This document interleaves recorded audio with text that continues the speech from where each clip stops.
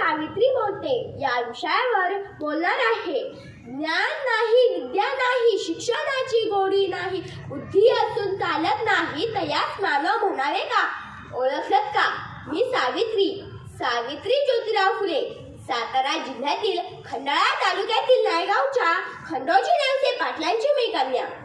अवघ्या 9व्या वर्षी ज्योतिराव फुले नावाच्या माणसाशी माझं लग्न झालं आणि हळूहळू मला कळायला लागलं की ज्या माणसाशी माझं लग्न झालं तो एक सर्वसाधारण माणूस नाही, तर या जगाला ऊर्जा देणारा एक क्रांती सूर्यच आहे। त्यावेळी बायांना उंबरठा ओलांडायची पद्धत नव्हती। स्त्री बाईच्या जातीनं कसं आपण बरं, आपलं घर बरं आणि घरातली चूक, स्त्री पुरुष उच्च नीच असा खूप भेदभाव होता। या सर्वांवर एकच उपाय होता, ते म्हणजे शिक्षण।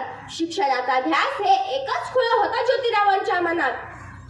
असंच एकदा शिक्षणाचा प्रसार करण्यासाठी ते एका शाळेत गेले होते। तेव्हा एक ब्रिटिश मॅडम त्यांना म्हणाल्या होत्या, मिस्टर फुले, तुम्हाला शिक्षणाचा प्रसार करायचा आहे ना? When woman educated, whole home educated, पण तुम्ही लोक वुमनला घराबाहेरच पडू देत नाही। So bad mister Phule. ते आले माझ्याकडे पाटी पेन्सिल घेऊन अन म्हणाले, सावित्री, आजपासून मी तुला शिकवणार। अन झाला माझा अभ्यास सुरू। बे दुनेचार। त्यानंतर पुण्या येथे भेडेवाड्यात आम्ही मुलींसाठी पहिली शाळा सुरू केली अन मी पहिली शिक्षिका अन मुख्याध्यापिका सुद्धा झाले। त्यावेळी अनेकांनी आमच्यावर शेण फेकलं, दगड फेकले, परंतु ते मी सहन केलं।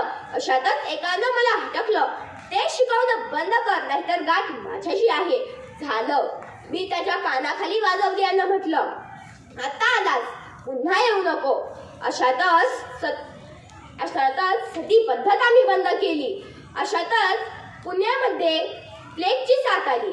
प्लेग संसर्गजन्य होता, तो मला, माझ्या पतीला आणि मुलाला देखील होणार होता। अशातच माझ्या पतीचा प्लेगनं बळी घेतला, परंतु मला शिक्षणानं घडवलं, जगवलं। म्हणूनच म्हणतात विद्येविना मती गेली, मती विना नीती गेली, नीती विना गती गेली, गती विना शुद्ध हरपले। आणि एवढे अनर्थ एका अविद्येने केले। म्हणूनच मी म्हणते, एक मुलगा शिकला तर तो एकटाच शहाणा होतो, परंतु एक मुलगी शिकली तर ती साऱ्या घराला शिकवते। एवढे बोलून मी थांबते। धन्यवाद।